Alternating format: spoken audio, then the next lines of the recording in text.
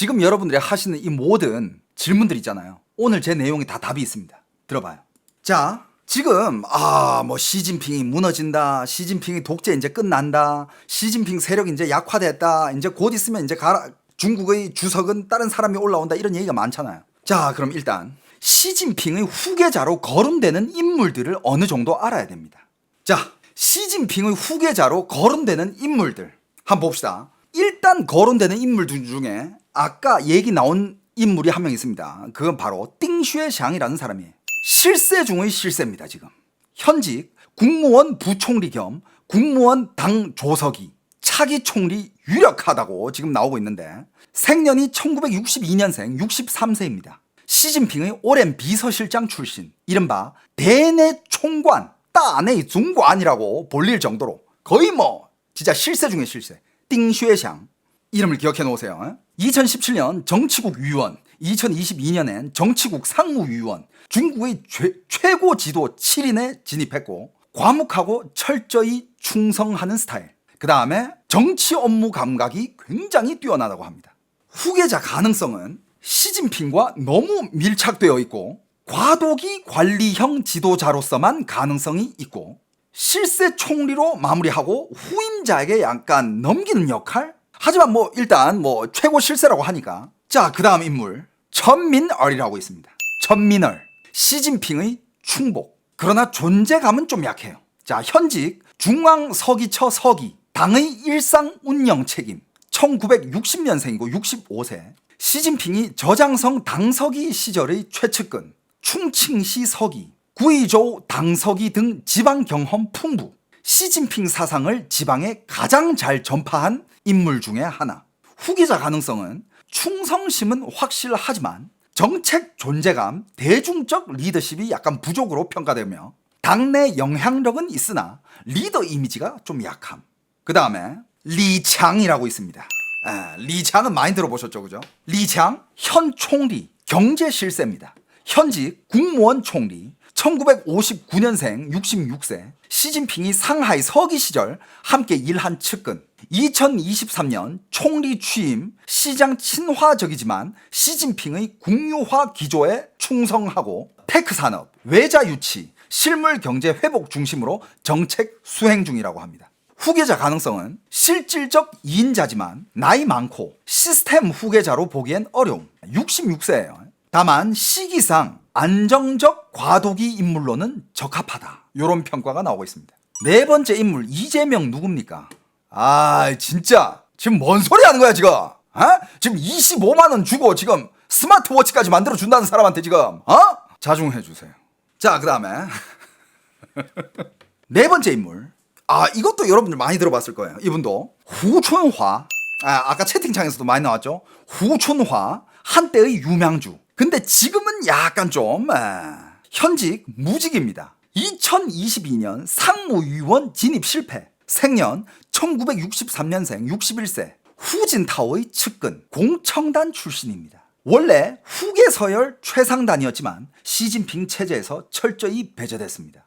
일 처리 잘하고 부패 의혹이 없습니다. 후계자 가능성? 사실상 지금 완전 탈락이고 현 체제에서는 복귀 가능성이 낮습니다. 다만 공천단 계열의 부활 시 신호탄이 될 수도 있고, 그리고 공청단의 인사들이 지금 움직이고 있다는 얘기들이 많죠. 비록 지금은 무직이지만 언제든지 부활 가능성이 있다는 겁니다. 공청단이 어떻게 이 판을 어떻게 뒤집을진 아무도 모르지만 공청단이 어디냐, 이따가 또 알려드릴 거예요. 자, 그 다음에 다섯 번째 인물 짱구어칭, 지방행정 플러스 군 출신, 기술관료형입니다. 현직 국무원 부총리, 1964년생 61세입니다. 군수기업 출신으로 국방과학기술 플러스 행정능력 다 갖춘 인물. 티엔진 시장, 충칭 시장 등 대형 도시 행정 경험 풍부. 당내에서는 정치적 야심 없는 중립형 관리자로 분류됩니다. 후계자 가능성? 당내 균형 조정용으로 활용 가능. 기술 관료 이미지로 사고 없이 5년간 운영. 요 정도? 아직 몰라요. 자, 그리고 또 많이 거론되는 인물들 중에 방금 이 사람들은 말 그대로 아까 제가 말한 시가군의 사람들이에요. 시진핑이 집권을 하면서 원래 있었던 그 세계 파벌을 다 으깨버리고 만들어버린 시가군의 라인들입니다. 그 외의 사람들 한번 봅시다. 첫 번째, 짱여우샤. 이건 뭐 요즘 많이 거론되고 있는 인물이죠, 그죠? 짱여우샤, 장유샤. 시진핑의 군권 지킴이. 생년 1905년생, 현재 74세, 나이가 너무 많아요. 직책, 전 중앙군사위원회 부주석. 2023년 은퇴했습니다. 누구냐? 중국 군부 내 최고 실세 중에 한 명이었어요. 물론 지금도 아예 뭐 이렇게 파급력이 없다, 뭐 세력이 없다라고 얘기할 수는 없습니다. 중국은 아무리 퇴직해도 어느 정도의 세력을 붙잡고 있거든요. 자, 시진핑의 군권 장악을 도운 핵심 인물입니다. 시진핑 아버지 시중勋과 장유샤 아버지 장전중이 혁명 동지입니다. 즉 얘네들 다 태자당의 혈맹 관계예요. 얘네 다 태자당 출신이야. 시진핑도 태자당 출신이고 짱여우샤도 태자당 태자당이에요.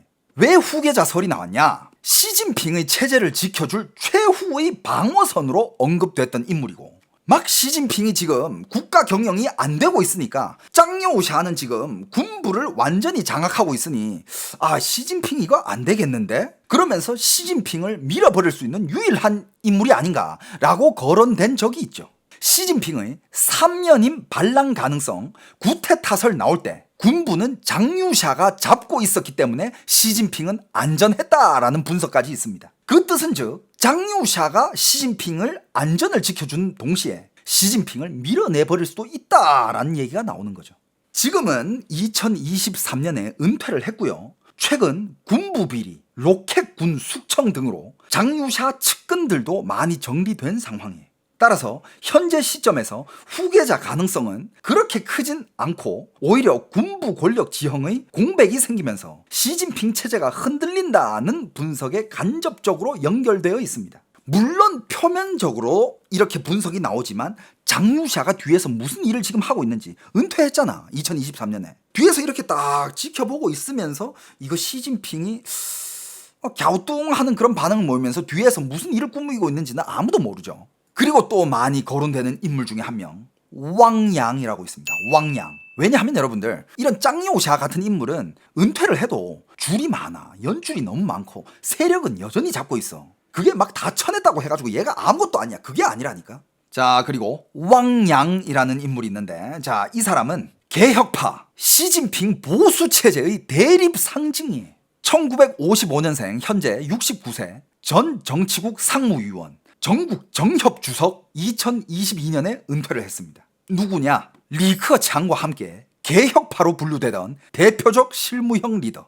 리커창은 작년에 죽었죠, 그죠? 갑작스러웠어요. 거기에 대한 여러 가지 음모론들도 있는데 오늘은 그 얘기는 안 하겠습니다. 자, 리커창과 함께 개혁파로 분류되던 대표적 실무형 리더, 광동성 서기 시절 민간 경제 활성화, 언론 자유 확대 같은 온건 개혁 정책 밀어붙인 전력, 말솜씨도 좋고 대중 이미지도 좋아서 덩샤오핑 스타일의 지도 작감으로 한때 국제 언론에서도 주목받았던 인물. 왜 후계자 얘기가 있었냐? 2017년 시점에서 정치국 상무위원 중 가장 개방적이고 실력 있는 인물로 평가. 리커창 이후 총리로 가거나 시진핑의 체제 조정자 역할을 할 거란 예상도 있었음. 그런데 어떻게 됐느냐? 2022년 20차 당대회에서 정치국 상무위원 명단에서 제외됐습니다. 완전 퇴장됐죠. 그러니까 이거는 실력이 없어서 퇴장됐다? 아니야. 시진핑이 잘라낸 거야. 그리고 공청단 라인, 후진타오 리커창의 몰락과 함께 정치 생명이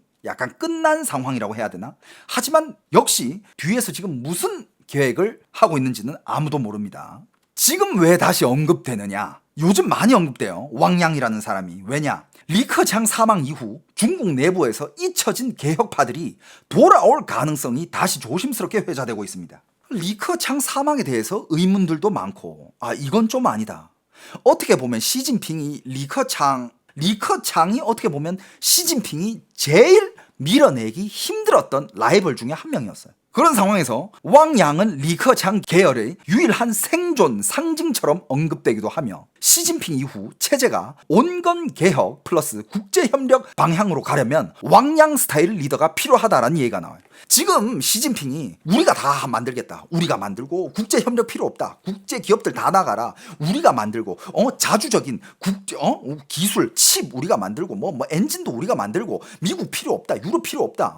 뭐 전기차도 우리가 만들고 다 우리가 만들겠다잖아. 지금 중국이. 근데 지금 이게 상황이 안 좋단 말이야. 중국 경제 상황이 안 좋아가지고 시진핑이 만약에 무너지면 왕양의 이런 국제협력파, 개혁파 이런 사람이 나와가지고 원래 하던 일도 있고 하니까 지금 내 정권은 국제협력을 원한다. 국제와 함께 협력하면서 중국을 다시 개방하며 중국을 국제무역 라인에 다시 집어넣겠다. 이런 사람이 필요할 거다라는 추측이 있어. 거기에 제일 맞는 사람 리커창이 죽었으니까 왕양이 그 다음 리더로 주목받고 있는 거예요.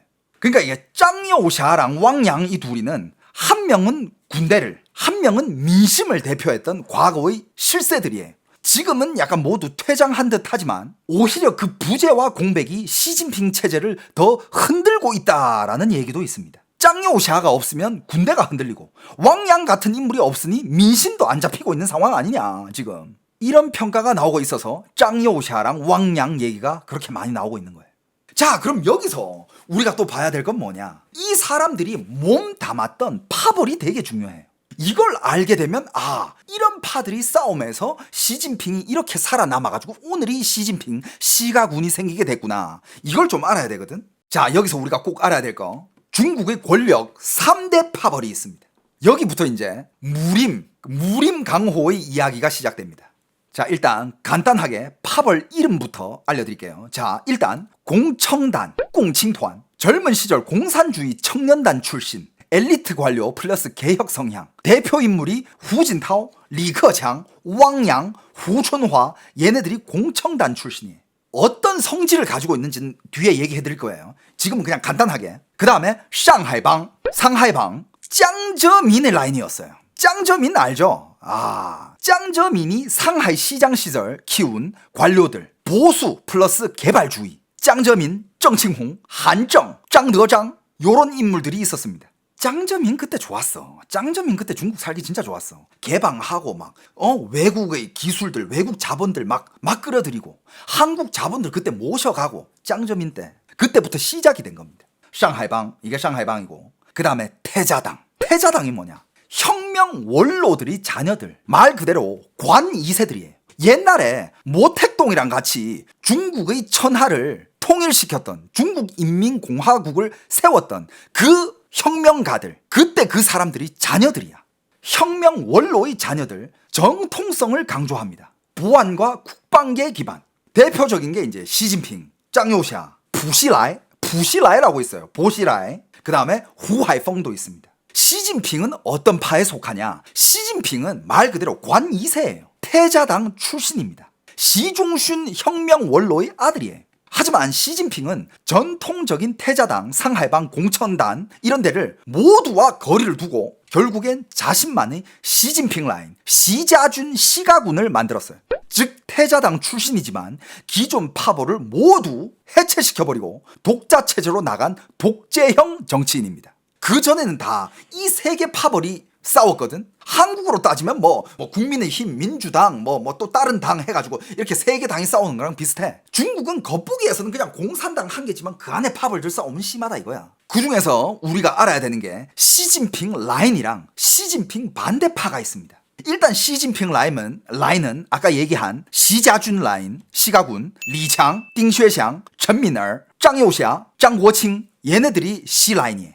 그 다음에 반대 라인이 리커창, 왕양, 후춘화, 한정 얘네들이 시진핑이랑 반대 라인이에요. 자, 그럼 한 개씩 알아봅시다. 공청단은 뭐냐? 공산주의 청년단 출신 관료 그룹, 중국 내 엘리트들이 성실한 당원 코스를 밟아 정치권에 진입한 세력들을 말합니다. 쉽게 말해서 태자당은 약간 금수저. 태자당은 말 그대로 관 2세들 아니야. 아버지들이 정치했던 세대들이 자녀들이잖아. 그게 금수저라면 공청단은 고시생 출신, 능력주의의 관료들이에요.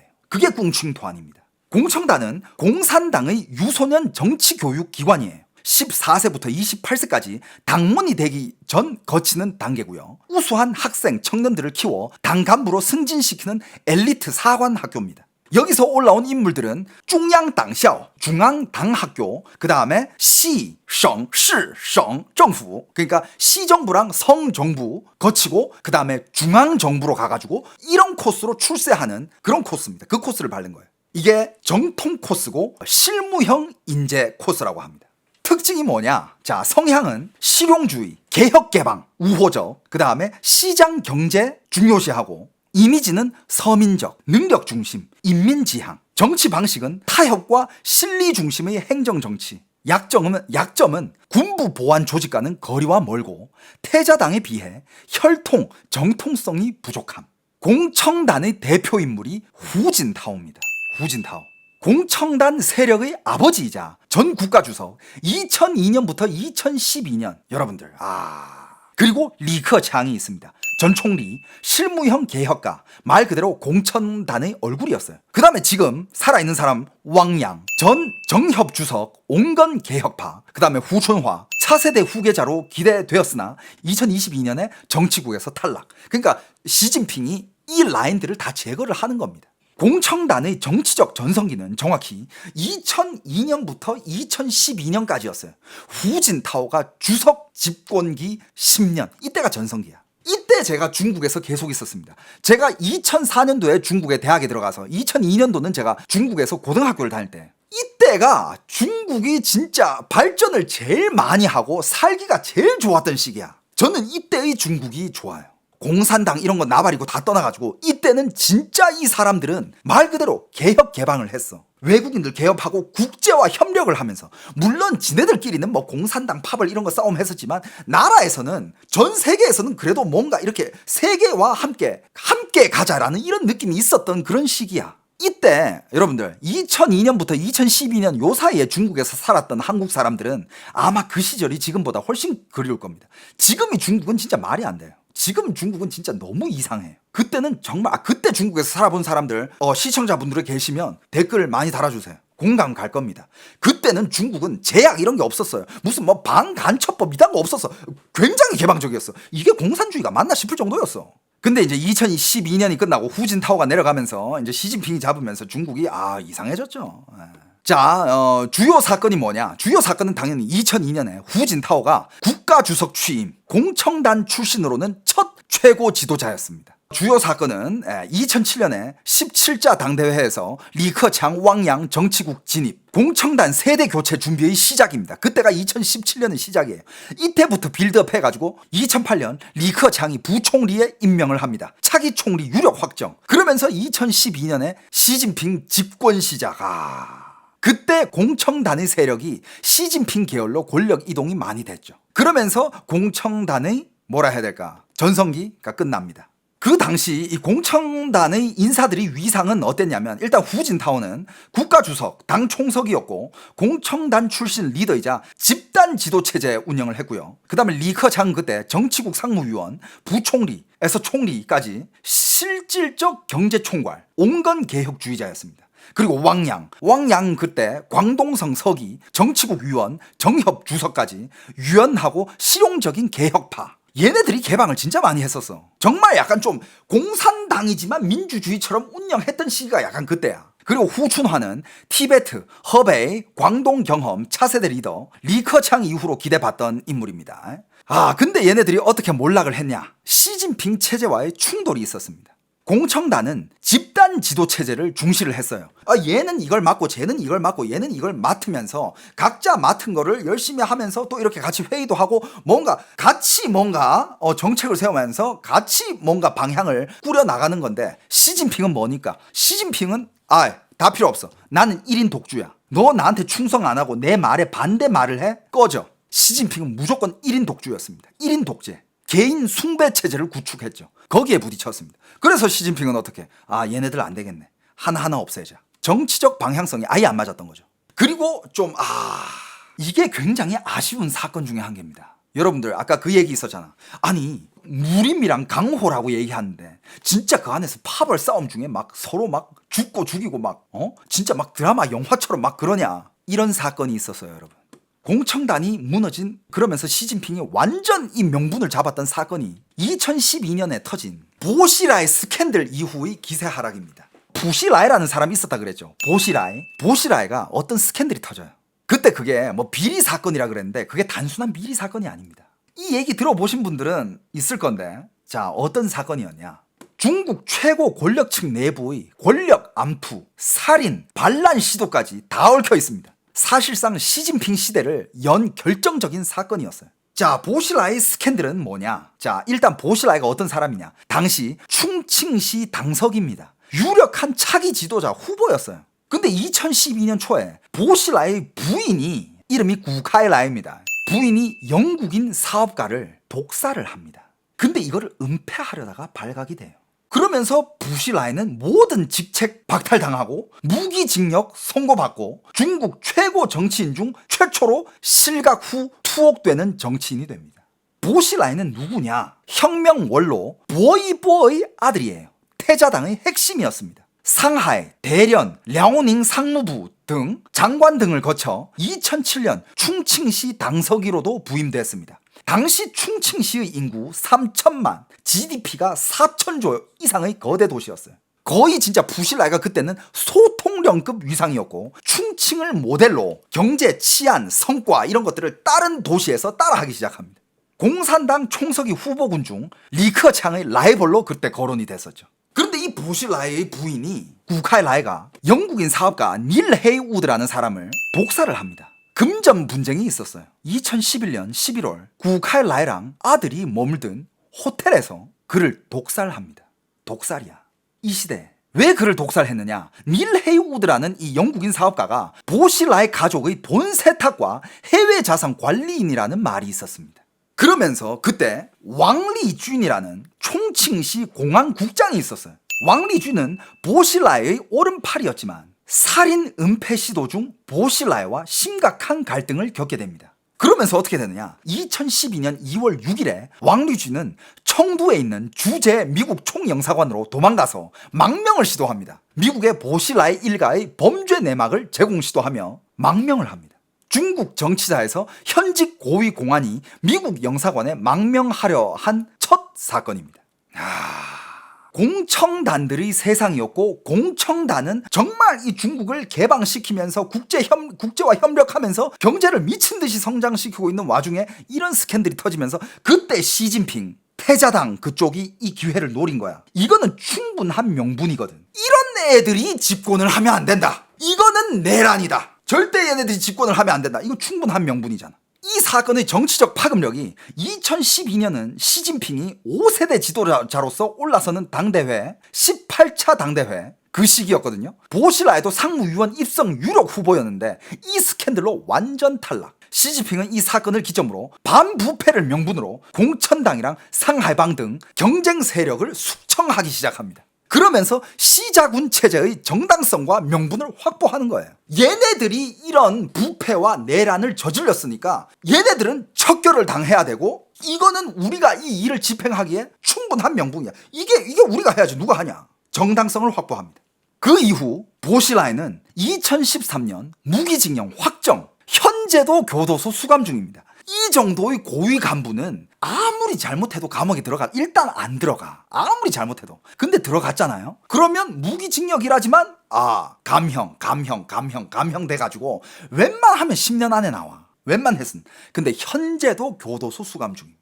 시진핑이 안 풀어줘요. 그리고 그 부인 구카이라이는 살인죄가 인정이 되고 사형을 당합니다. 상형을 판결받는데 사형 유예 2년이 됐어요. 사실상 뭐냐? 얘도 종신형이에요. 얘도 무기징역이랑 똑같은 거야. 아직도 감옥에 있고요. 그리고 그중에 이 푸실라의 그런 살인 은폐를 미국으로 망명해서 미국한테 까발리고 이거를 세계에 알리려고 했던 그 왕리준이라는 경찰청장 있잖아. 내란 혐의로 징역 15년. 이건 내란이다. 그리고 시진핑은 어떻게 되느냐? 지금 보시는 대로 반부패 깃발로, 반내란 깃발로 권력 장악을 성공을 하고 3연임 체제 구축, 지금 3연임 하고 있잖아요. 보시라이 사건은 이 단순한 비리가 아니라 피와 권력, 충성의 무너짐. 아 진짜 이건 드라마야. 아 이건 누가 영화로 만들 사람 없나? 동시에 시진핑이 중국의 황제가 될 수 있었던 얘네 봐라. 얘네 이런 사건이 있었어. 얘네 까발려 다 뒤집어. 야 이거는 살인죄에다가 이거는 내란죄에다가 쟤는 뭘로 때려 넣어. 이건 정치적 기회야 하면서 쫙 일어납니다. 시진핑이. 여기에 잠깐 말을 보태고 싶지만 말을 아끼겠습니다. 만약에 보실라이가 없었다면 시진핑은 지금 없었을지도 몰라요. 그러면서 이제 20차 당대회, 그게 2022년입니다. 그때 이제 공청단의 세력들, 리커창, 왕양, 후춘화 전원 탈락. 시진핑이 이제 자기의 3년임, 자기의 왕국을 만들기 위해서 세력들 다 쳐내. 2022년에 리커창, 왕양, 후춘화 다 전원 탈락. 정치국의 상무위원 중에 공청단 출신이 한 명도 없습니다, 이제. 즉 사실상 조직적으로 약간 제거된 상태예요. 그러면서 요즘은 공청단 계열은 지금 완전히 끝장났다라는 평가가 있지만 어떤 일이 꾸며지고 있을지는 아무도 모릅니다. 현재 공청단의 잔존 영향력, 행정 실무, 청년 정책 등 비정치 분야에서만 간접 잔존, 고위직 진출은 거의 봉쇄된 상태. 일부는 민간기업, 지방정부 실무 등으로 빠져있는 지금 이런 상황이에요. 공청단은요 그냥 진짜 그냥 한국으로 따지면 그냥 중국판 스카이캐슬 같은 존재였어요. 아 근데 스카이캐슬은 물론 얘네들도 괜찮은 집안의 출신들이 열심히 공부해가지고 집안에서는 돈을 대주고 얘네들은 공부를 열심히 해서 라인도 타고 해가지고 이렇게 출세하는 그런 라인이니까 중국판 스카이캐슬 같은 존재. 능력으로 정권 들어가는 유일한 루트였는데 지금은 그 루트가 아예 없습니다. 지금의 중국의 서민들은 자기가 아무리 능력으로 열심히 해도 기득권층에 못 올라갑니다. 그러니까 중국 청년들이 나 아무것도 안 해. 기회조차 없는 사회야. 그렇게 된 거예요. 왜냐고? 능력보다는 혈통, 합의보다는 충성을 요구하는 시진핑 시대. 공청단 시스템은 힘을 못 쓰죠. 그냥 방해물일 뿐인 거야. 공청단의 전성기는 딱 10년이었고 후진타오와 리커창의 시대. 중국 정치가 이건 제 생각인데 그나마 그냥 합리적이고 좀 실용적이었던 그런 시절이었어요. 진짜 되게 그나마 좀 합리적이었어. 그나마 그 시절이. 그러니까 전 세계랑도 약간 이렇게 발맞춤을 하면서 외국 자본들도 막 그렇게 들어가고 걔네들은 알았거든. 외국 자본을 어떻게 끌어당기는지 그리고 그걸 유치시키기 위해서는 어떤 정책 개방을 해줘야 되는지. 근데 지금 시진핑 봐봐. 그딴 거 다 필요 없어. 꺼져. 우리가 다 해.